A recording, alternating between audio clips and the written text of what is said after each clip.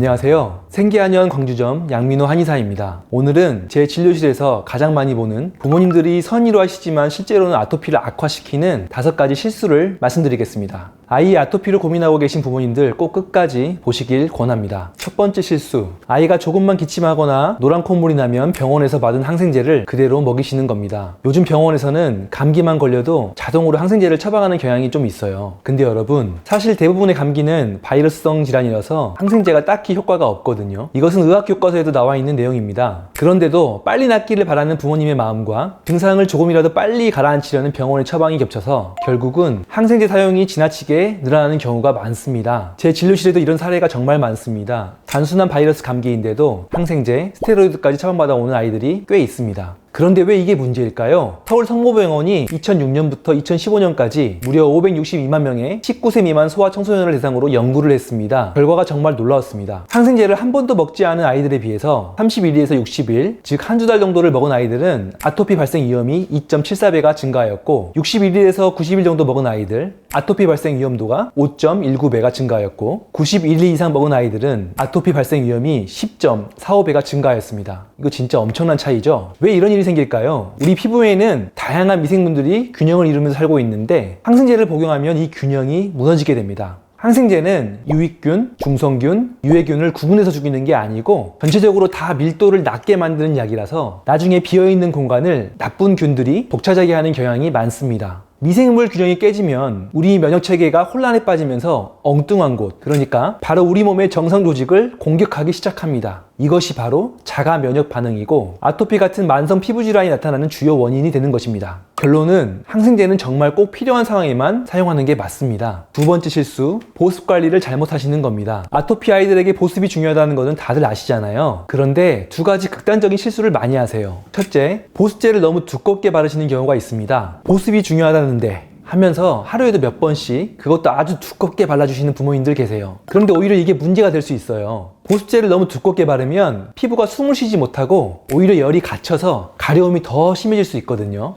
둘째, 반대로 물로만 씻기거나 보습제를 전혀 사용하지 않으시는 경우가 있습니다. 화학 성분이 안 좋다는데 하시면서 아무것도 안 바르시는 분들도 계세요. 근데 아토피 피부는 피부 장벽이 약해진 상태라서 적절한 보습이 꼭 필요합니다. 정답은 적당량을 자주 바르는 겁니다. 건조할 때마다 하루 3번에서 4번 정도 얇게 펴 바르시는 게 가장 좋습니다. 아이 피부에 맞는 순한 보습제를 사용해서 촉촉하게 유지해주세요. 그리고 과도한 클렌저 사용은 피부를 더욱 건조하게 만들 수 있습니다. 가급적이면 물로만 씻어주시고 필요한 경우에는 순한 클렌저를 소량만 사용하세요. 물론 씻은 후에는 보습제를 꼭 발라주시고요. 세 번째 실수, 음식을 지나치게 제한하시는 겁니다. 아토피에 안 좋다는데 하면서 달걀, 우유, 밀가루, 고기까지 다 끊으시는 부모님들 계십니다. 물론 음식과 아토피는 연관성이 있습니다. 특히 소화기가 약하거나 간 기능이 약한 체질의 아이는 음식이 들어와서 제대로 소화가 안 되면 피부 질환이 심해지는 경향이 있습니다. 영양소 안에 있는 나쁜 독소들을 제대로 해독해내지 못하면 그게 온몸으로 퍼지면서 여러가지 알레르기성 피부 질환이나 아토피 같은 증상을 악화시키기도 하고요. 하지만 검사도 없이 무분별하게 제한하시면 안 됩니다. 성장기 아이에게 필요한 영양소까지 다 차단하면 오히려 성장에 문제가 생길 수 있거든요. 올바른 방법은 어떻게 해야 할까요? 먼저 알레르기 검사를 해서 정확히 어떤 음식에 반응하는지 확인하세요. 그리고 진짜 문제가 되는 음식만 피하시면 됩니다. 일반적으로 피하는 게 좋은 음식들에는 인스턴트 음식, 튀긴 음식, 초콜릿, 캐러멜 같은 당이 많은 음식, 이런 것들을 주의하셔야 하는데요. 당이 많은 음식은 아이들로 하여금 당분이 많은 땀을 흘리게 하고 피부에 당이 많아지면 염증 피부가 회복도 잘 안 되고 피부에 세균이나 바이러스, 곰팡이들이 잘 번식할 수 있는 환경을 만들어주게 됩니다. 아토피 회복을 위해서 도움이 되는 음식을 먹는 것도 중요하지만 안 좋은 음식을 제한하는 것이 훨씬 더 중요합니다. 네 번째 실수,